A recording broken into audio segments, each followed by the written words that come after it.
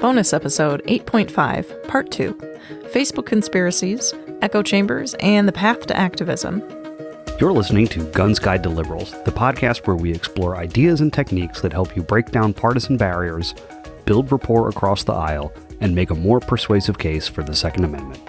I'm John Hauptman. And I'm Sarah Hauptman. This bonus episode is the second part of our roundtable discussion at SHOT Show with Chuck Rossi and BJ Campbell from Open Source Defense, and Douglas Jefferson, the Vice President of the National African American Gun Association. We started out by asking Chuck Rossi about his background, what brought him into the gun world, and his path from casual gun owner to activist. He talks about his experience as the gun guy at Facebook, and gives us some insight about what's going on behind the scenes when it comes to Facebook's treatment of gun content. We also chat about polarization, echo chambers, and how to reclaim the middle ground. But to answer your question, I'm Chuck Rossi, and like I said, co-founder of Open Source Defense. But my real job is to I've been in tech for 30 years in Silicon Valley with a lot of great companies. 5 great startups that were all successful. Got a lot of insight on how good organizations were run. Places like I was an early employee at VMware and Silicon Graphics and NetGravity, which was like the first advertising system for the web during the first .com boom. Was very successful. And Google was pretty early on, and I was early at Facebook. Saw these things grow and saw how organizations and things get done well, and really want to apply some of those learnings to the gun world where I have my passion. And I'll certainly tell you one reason I like what Sarah and John are doing is the ways to communicate, the ways to understand belief systems and understand how to communicate with people and be persuasive and get things that you would like to have and be beneficial to both parties. What's talked about on these episodes of their podcast is exactly the kind of thing we are. These companies spend millions of dollars to teach us as managers and directors and whatnot. They're very effective. They are proven. These guys could write a self-help book on how to communicate. And this is exactly what we need in the gun community, because I am not satisfied at all with how the conversation goes, right? I've been in this fight since 1986. When I was in college, and there was some gun control during that era. And then in 89, when the Stockton event happened, and I was the sole, even in those days, 1989, I was the sole person in a liberal arts class I was forced to take as an engineer. That I was the only person in there that stood up and gave a debate on why semi-automatic weapons and rifles should not be banned in 1989, right? And the talking points and the approach that we've taken as the gun community have not evolved to my satisfaction at all. I don't think to anyone's satisfaction, certainly in recent times. So this is why we started Open Source Defense, to be a voice of a fresh voice that's not based in culture, a 0% culture war, 100% gun rights.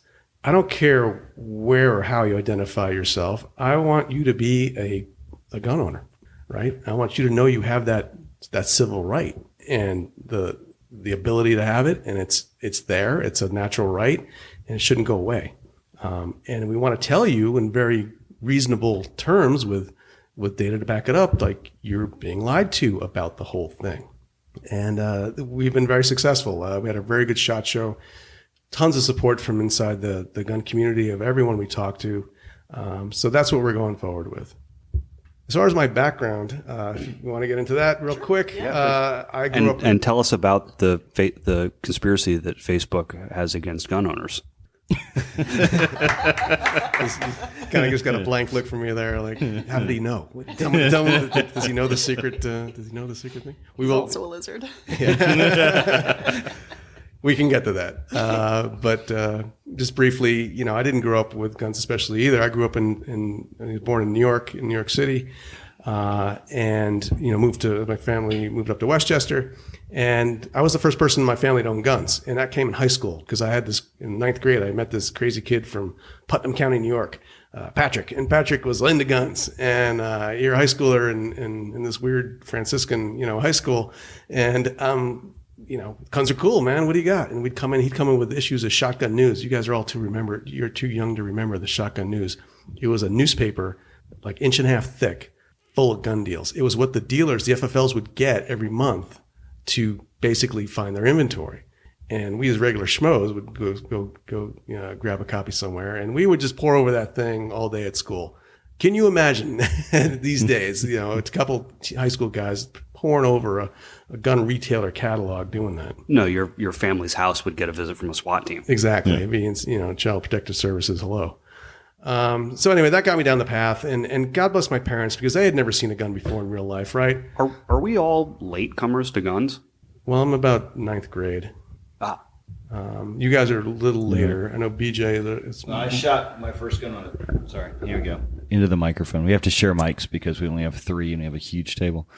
I think I shot my first gun when I was 7 years old. Oh, okay. I was rural North Carolina. We shot beer cans off fence posts. And awesome. Now, so that's one kind of shooting guns, right?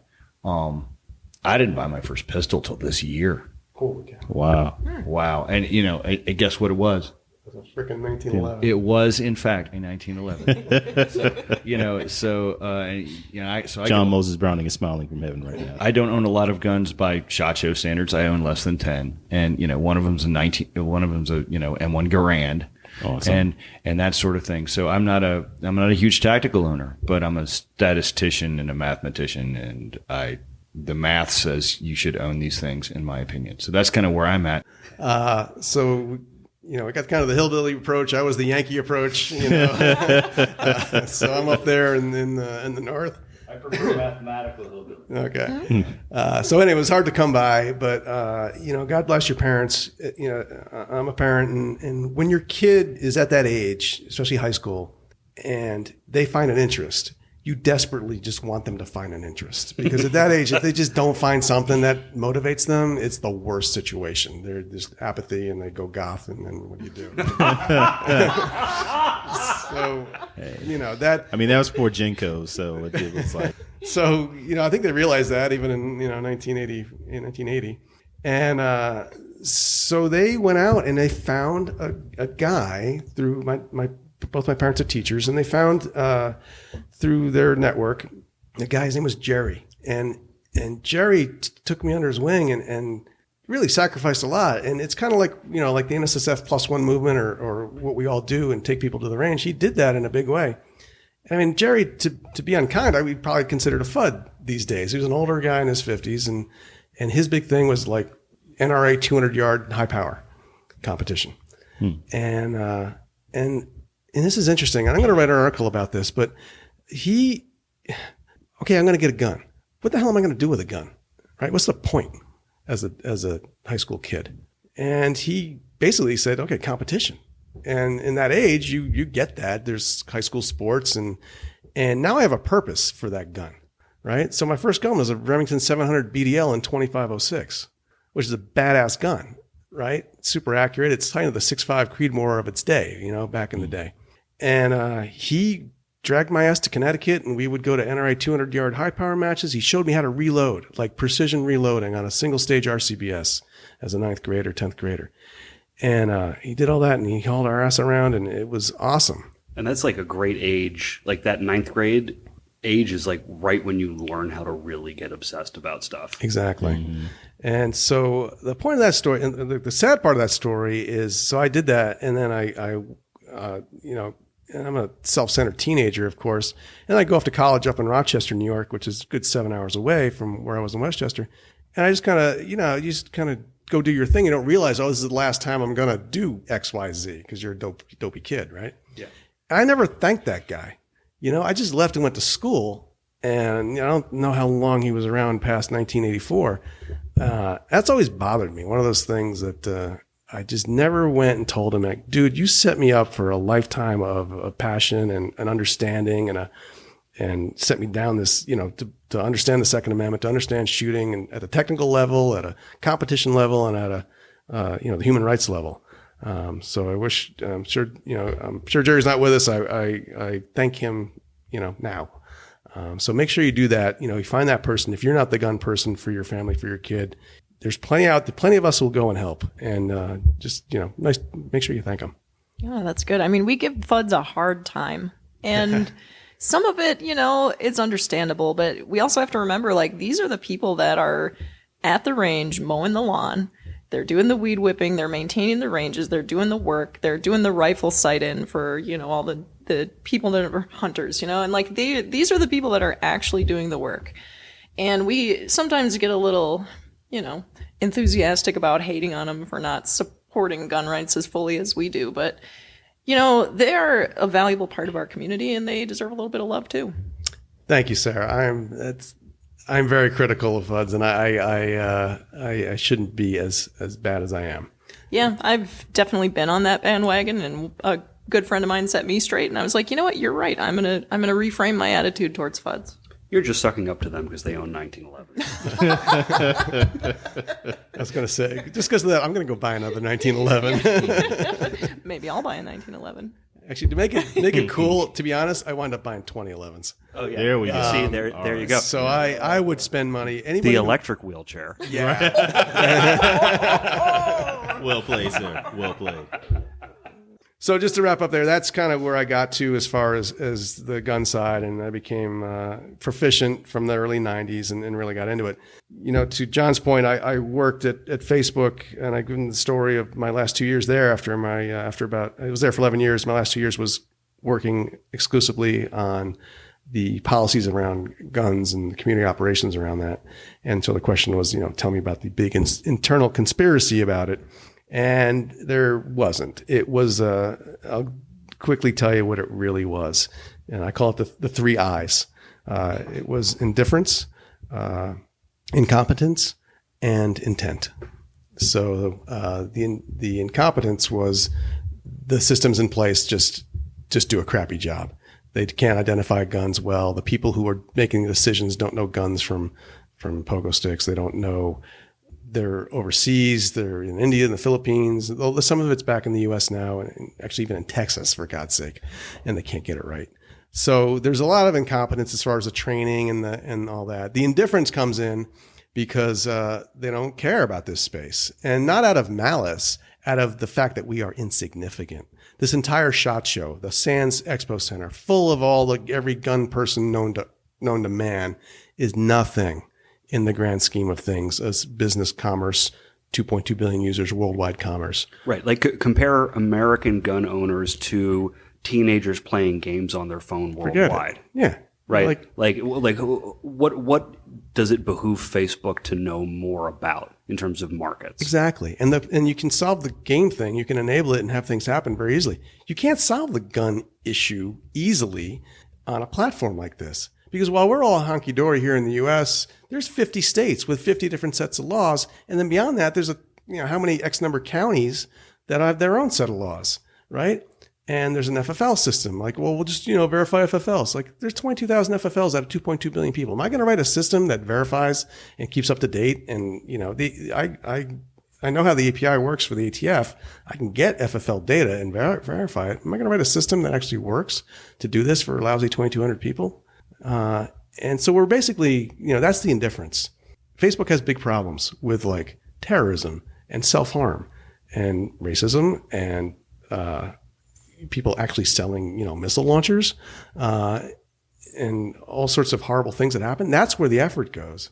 For the amount, we're like the safety regulated goods, which is what firearms fall under, is like, God, I look at the numbers, like 2% of the quote unquote bad content that comes through. So it's like, it's not going to happen. And then intent is, yes, there's part of the organization that, not so much under Mark, who worries about the product and the engineering. The side of the organization that works on content and policy is a different part run by a different executive. And that part has intent. They don't like guns. So that I tried to bump into that one, and that was exciting. So there is a bit of intent there. Absolutely, John. I'm not going to deny it.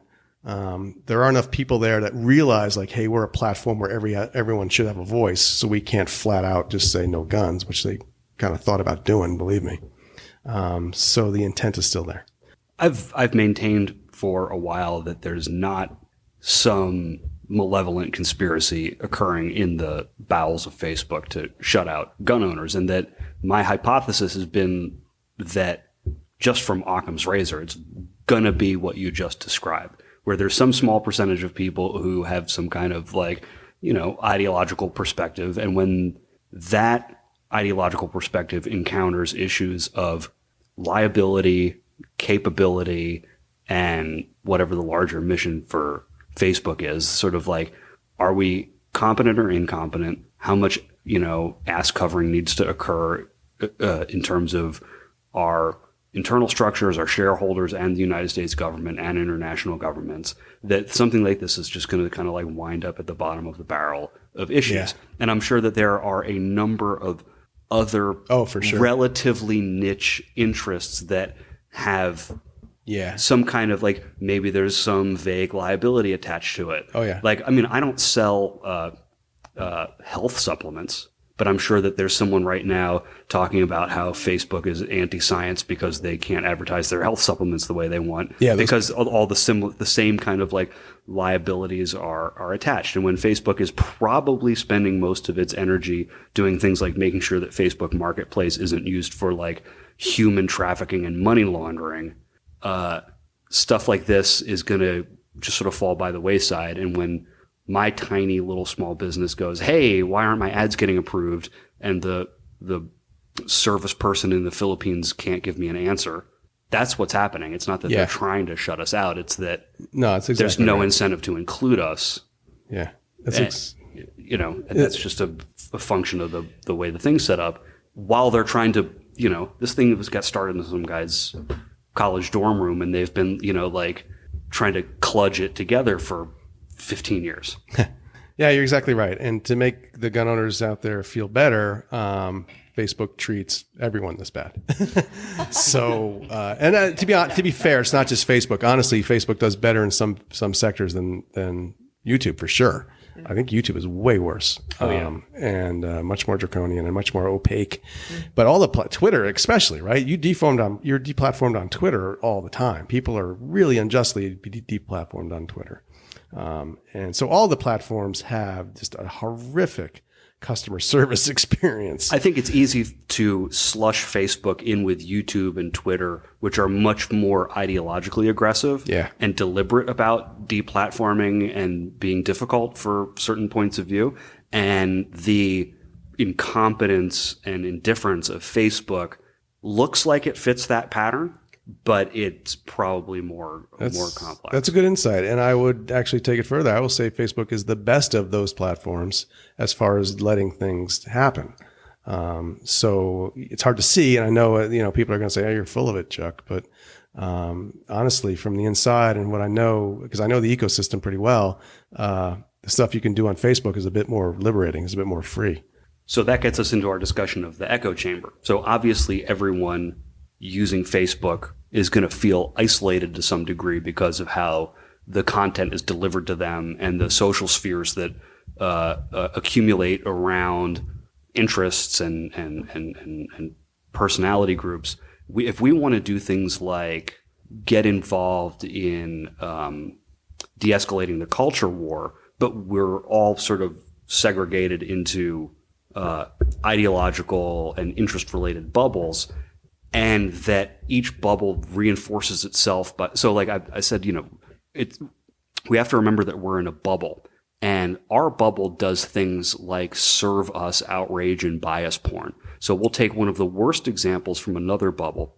Like, we only hear the loudest, shrillest, worst examples from another bubble because it behooves someone in our bubble to deliver that voice to us. So how do we kind of break through these barriers and get an authentic idea of what's happening in another community when we have forces at work in our own community that benefit from the bubble? I think that to understand how to approach this, we have to understand how big this problem is, because it is way bigger than guns. It is an all-consuming business model flaw that is affecting the literal mental capacity of mankind, in my opinion. Now, okay, that sounds crazy. And the reason why it sounds crazy is because I run a blog called Hand Waving Freakoutery, and this is my topic, right? Okay. But what goes on, and and I discovered this personally as a result of my gun writing. And later on, I discovered there's a lot of other very intelligent people who discovered it through other avenues. So I started on Medium mostly as a distraction from my wife's cancer, right? And I was in a sea of chaos, and I needed to find something that was chaotic and rationalize it and just, get my thoughts to paper so that things would be sane. And I did a series of 5 or 6 articles on Medium, and, several of them blew up, right? Several of them got very big. And then some of the more important ones that I felt personally, they didn't get big, right? Like, I'll give you an example. The 3rd article in the series was about how there isn't a gun homicide epidemic at all. Now, the folks who are deep in the, in the math on this know this. This is like, there's no research necessary. Go to the FBI website, you rake their data, you plop it into Excel, and you find out that in the last 10 years, we've been at a low plateau of homicide in the United States, under 5 per 100,000, which is a little bit higher than the rest of the world. But it's like, we haven't had a sustained rate of homicide that low in the United States since the middle 1950s. Okay, so if you're Gen X or younger, this is the safest you ever been, right? And that article got no damn traffic. Nobody shared it. And I was like, why didn't anybody share that? That's like one of the most important things to know in this whole argument. And, well, why? Because somebody telling you that you're safe doesn't propagate anxiety. Okay? Right. And I was like, so if I had given people anxiety with that article, then they would have shared it because they were given anxiety and they want to share their anxiety. And then more people mashing it on Facebook. Hi, Chuck. and then it propagates further. So now you've identified one of the factors that create virility. Anxiety creates virility. Well, because anxiety is attached to urgency. Right. Right. It's like they're interlinked. Like there's nothing urgent about routine, safety. I think that's a great insight. Yeah. I mean, like if the house next to you is burning down, you're going to share that shit, right? So yeah, I think that's a really unique insight. It makes you really susceptible to bad faith calls to action. Right. Yeah. Right. Bad faith calls to action happen because you're full of anxiety. So then I started looking at that. And I'm like, well, hell, like, all right, I'm an entrepreneurial individual and I'm making a few $100 a month on Medium. I'm buying some groceries on it, right? What if I was just going to abandon all of my principles and try and make the most money possible? What would I do? I would find the most controversial thing I could, and then I would push that, right? And then that would get me the most shares and the most clicks, right?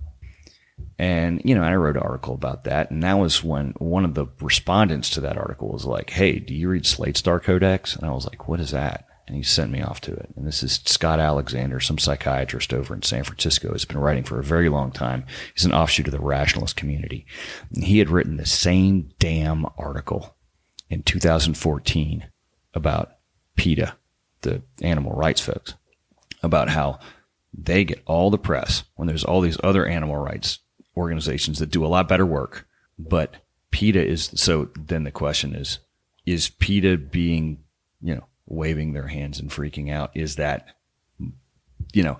is there a value in controversy, right? And that was what his article was about. But one of the things that was unique about his, which was mirrored right with mine, was he looked back at his traffic numbers like I was looking back at mine. It was a meta-analysis of the attempt to jump into the media game, done by people who were honest and not that concerned about their media traffic, right? Like if you're Vox, you don't go ahead and throw this kind of analysis out. You might file a white paper and put it away someplace. You don't want to be, because that's your IP, right? And that's going to end up steering how you're going to write articles, right? Okay.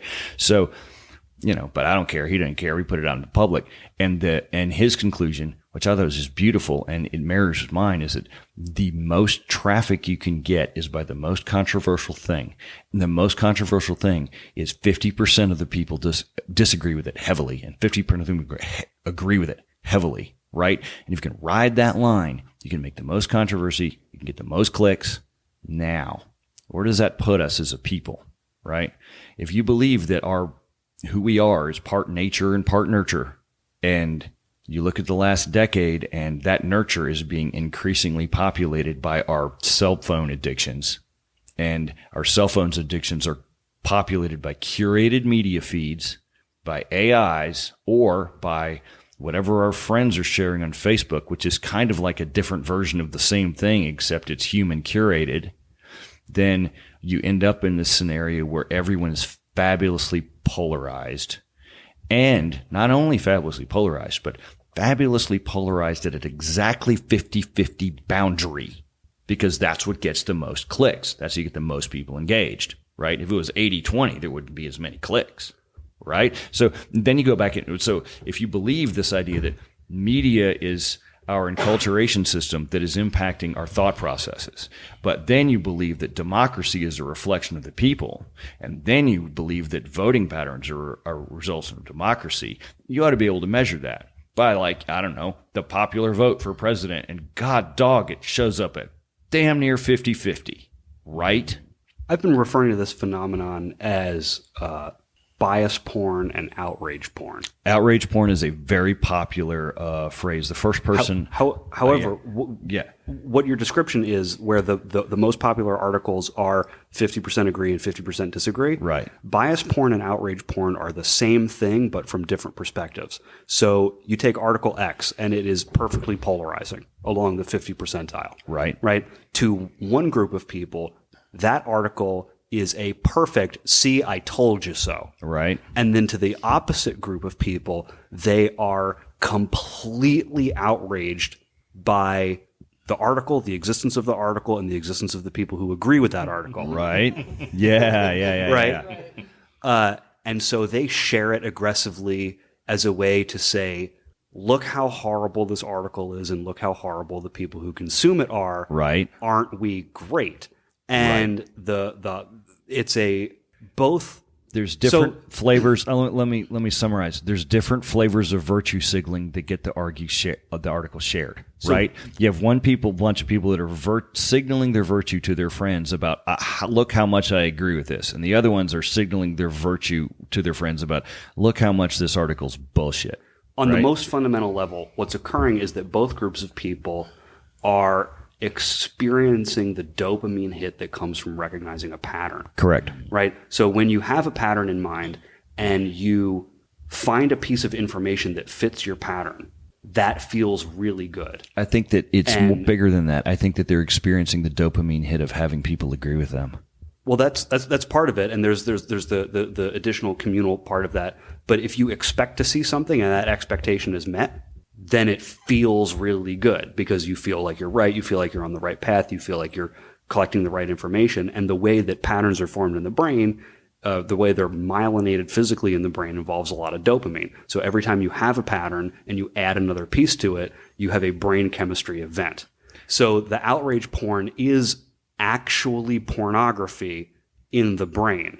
Like the same way that you get the same chemical hit from any other sort of like synthetic emotional experience. So what we have right now is we have a deeply vested stockholder of Facebook staring at us like, oh my God, we created a Skinner box. Right. Okay. So now let's, hi Chuck. So I would like to dial this back to guns for a second, because this is a podcast about guns, right? What's that look on your face, Chuck? It's a podcast about communication. All right. So that looks like a really profound, like deep, anxious worry. He's fine. Are we So he always looks like that. The other thing is that you mentioned anxiety, and the anxiety is attached to urgency, and urgency is like the oldest, most successful sales technique. We're running out of X. Get it now. Sale only lasts a certain amount of time. You generate a false sense of urgency in order to drive the sale. Right. And so if you can induce anxiety in news reporting, you are doing the same fundamentally cheap sales technique. They'll also sit through the commercials. So here's the thing that it's like a cliffhanger. All right, yeah, right. So here's the thing that really I struggle with the what we have is we have a system that is going to absolutely create two identical 50-50 echo chambers. And the thing that is most important to the gun debate in my mind is that there's a 50% boundary Okay.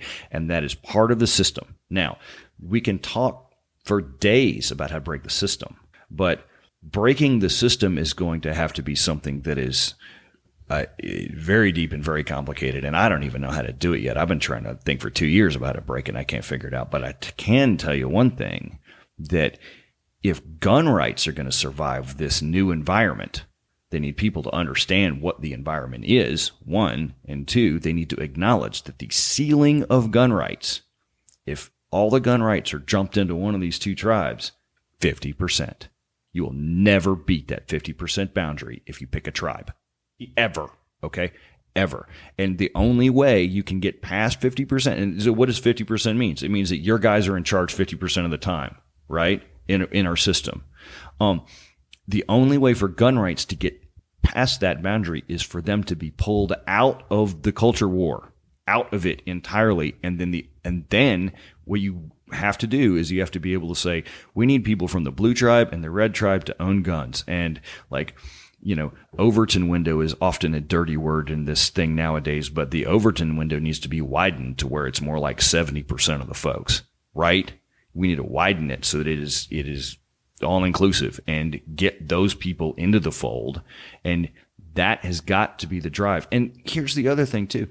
This goes back to, I don't know if I mentioned this, but one of my talking points for SHOT Show around is I keep looking around, and it's like, these are a whole bunch of companies that are all trying to sell the 11th gun to a bunch of people who own 10 guns. That was what was going on the floor every single time I was down there that day. I was looking around, right? That don't move that window none. You got to get the new guy to buy the gun. And you need, the manufacturers need to understand that, because that's their future. And I'm not sure that they do understand that. Now, I talk to the CEOs of gun manufacturers very often, but that's the thing. They need to be looking at taking a newbie shooting. They need to be looking at making it so that it's more welcoming, because, they can't just keep piling guns into the sort of tall part of the burrito distribution of gun owners. They can't. Right. They could, but eventually it's not going to matter, right? They're going to need to generate new people.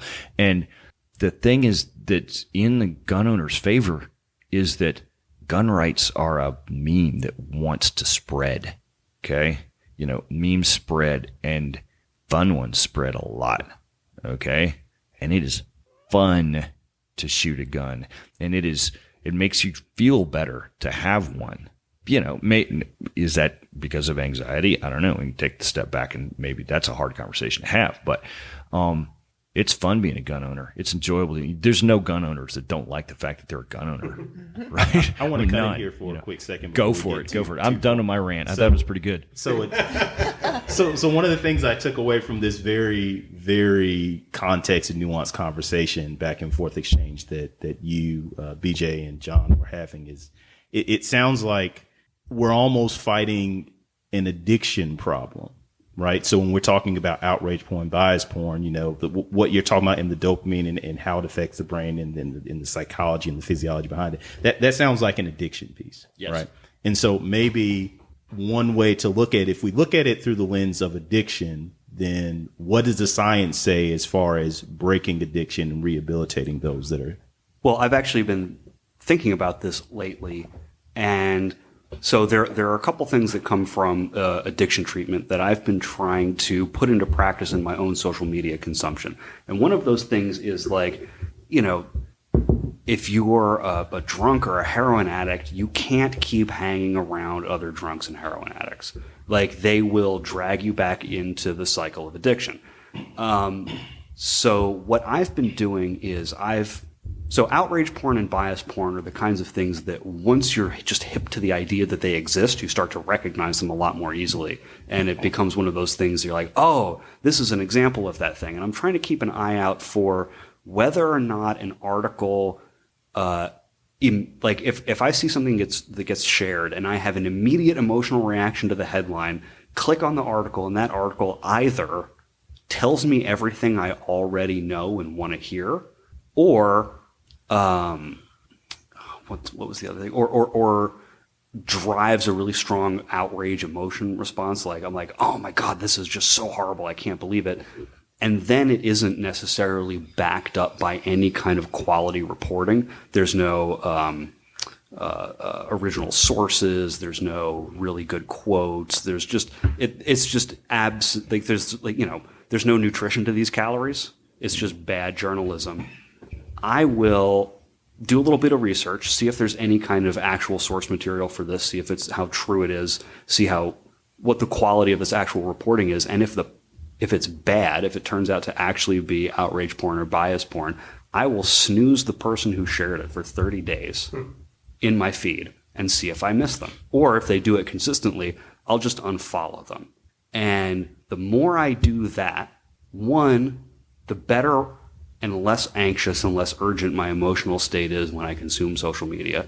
And two, I'm engaging less. I'll get on and scroll through and just make sure that there's nothing important that I'm missing out on, or that, especially considering that I largely am stuck on social media for business reasons, I'll scroll through and make sure that there aren't any kind of like relevant business opportunities that I need to be taking advantage of. I'll make sure that all my friends are kind of like doing okay.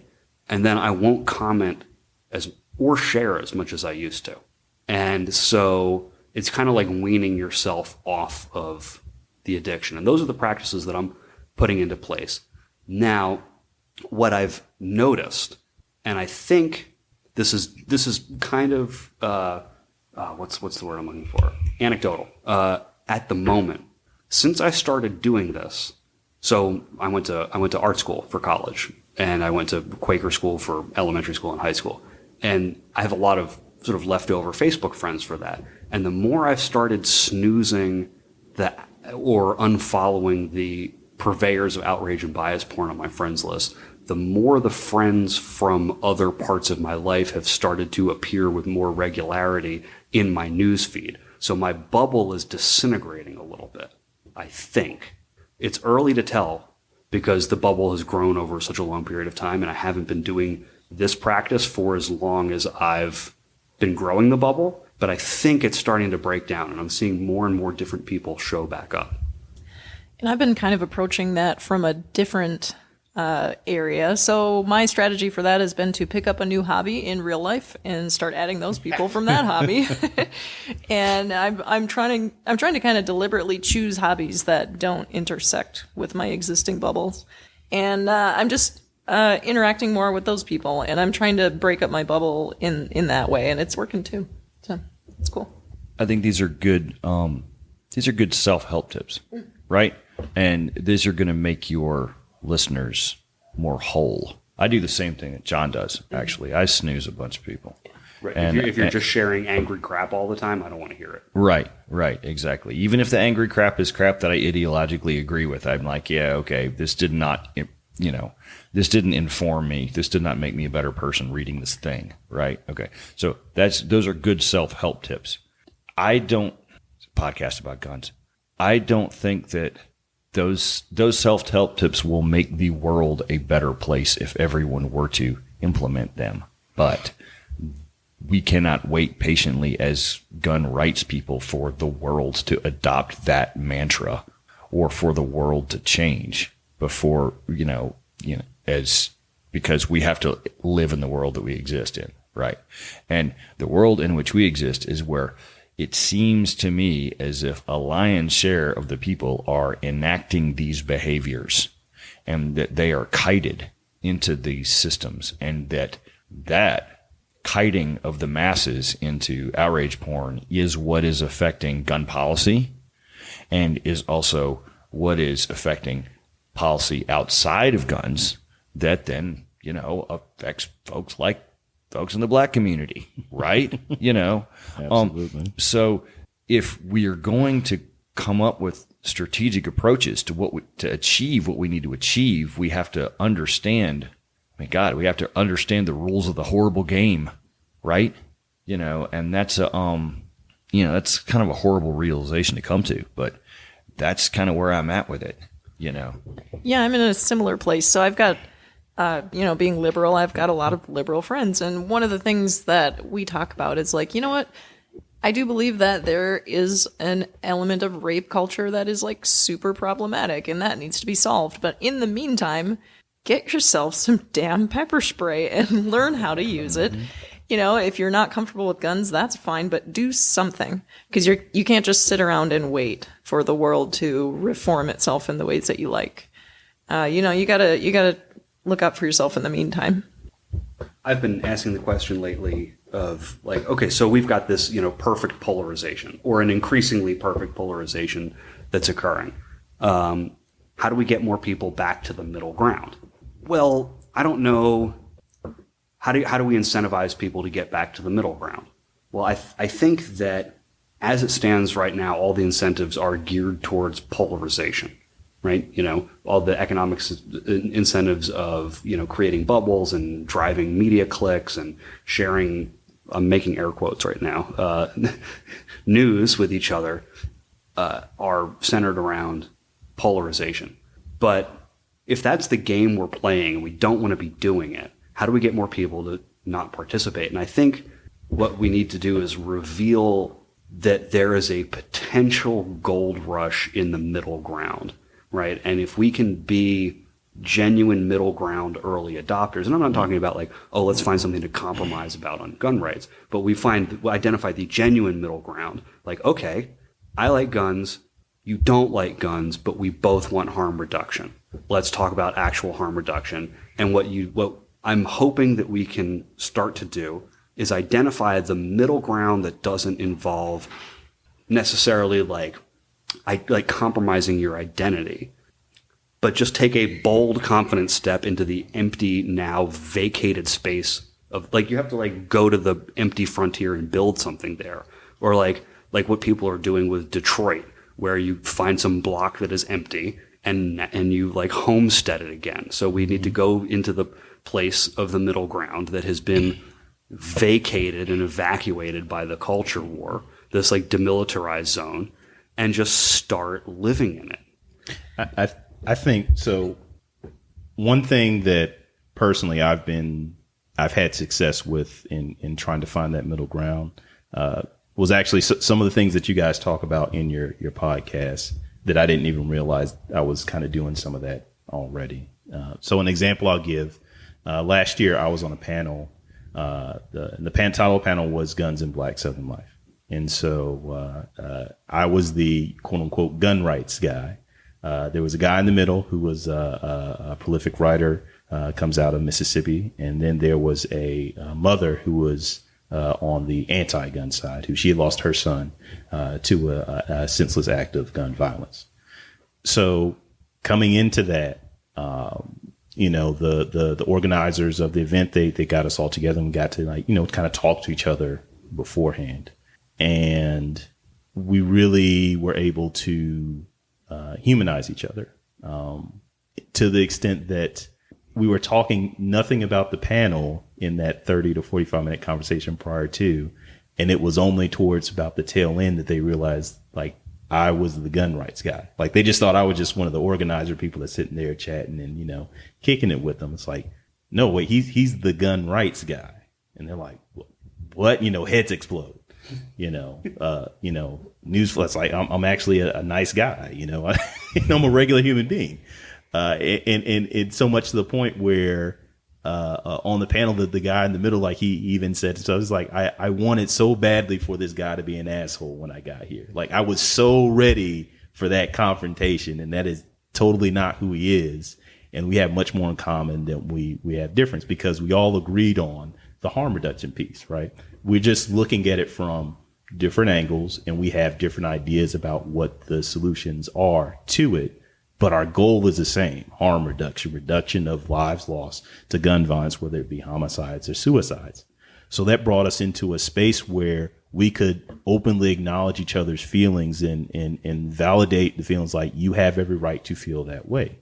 That mother, she has every right to feel the way she does because, having lost a son to gun violence. I made no attempt to invalidate her feelings.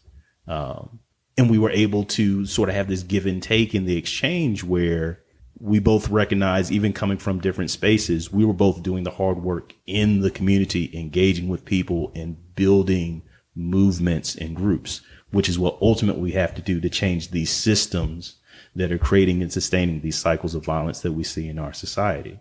And so it was a very powerful event for me because at the end of it, on the whole front row, half the front row was, my National African American Gun Association folks, and the gun rights people. And the other half of the row was like, the various moms and actually had the shirts and everything.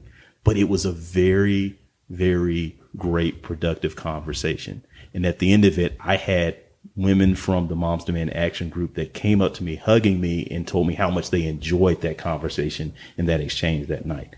So I think we have to, particularly on the gun rights side, we have to go into these situations with a listener. So we have to go into the lion's den. We have to go into the place where we're the heretic or the apostate, of on the ideological spectrum of our, the folks that don't think the way that we do. And we have to be willing to be in that space and listen. And just like, Sarah and John always tell us, really find what those values are. Validate their feelings. They have a right to feel that way because feelings are very individual. And then find what that common goal is.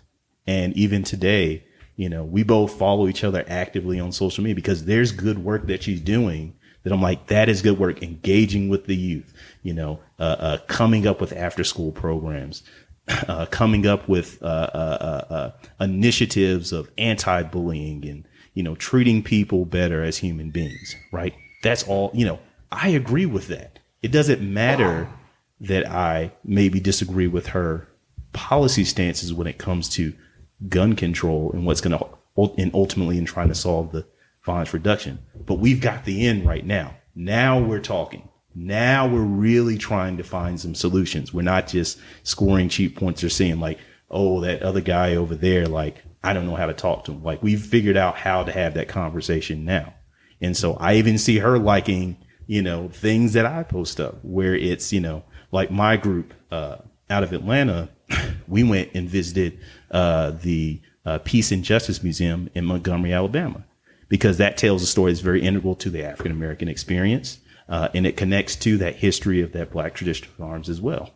And so she recognized the importance of that history. And that's like, yeah, look, another value that we agree on, something else that we can push forward with.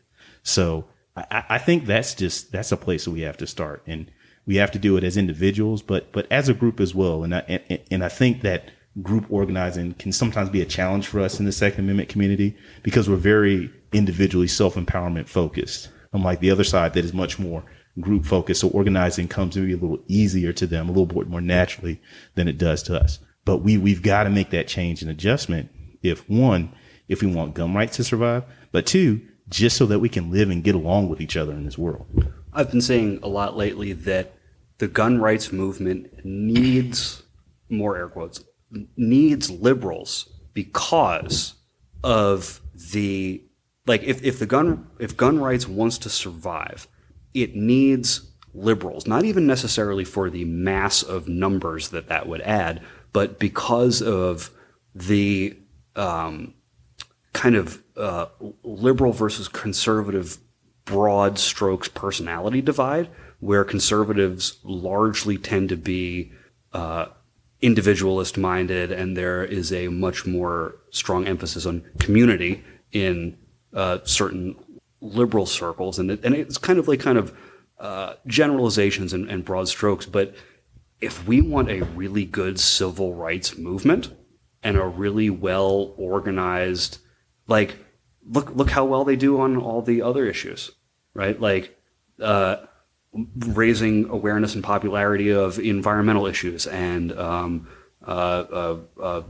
the other civil rights issues. Like, they do a great job of that, and we need that. Like, I want that. I want those skills and impulses and mindsets in our community. Like, we need it. You've been listening to Guns Guide to Liberals, the bonus episode from our roundtable discussion with Chuck Rossi, BJ Campbell, and Douglas Jefferson.